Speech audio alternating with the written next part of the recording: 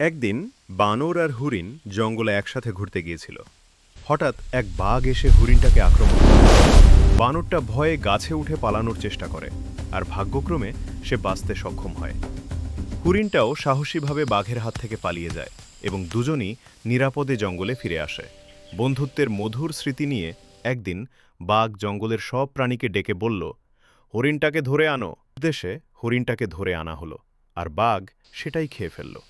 বানরটা দূরে পালিয়ে গিয়ে জঙ্গলের সেই দুঃখজনক দৃশ্য দেখল, কিছু না করতে পেরে।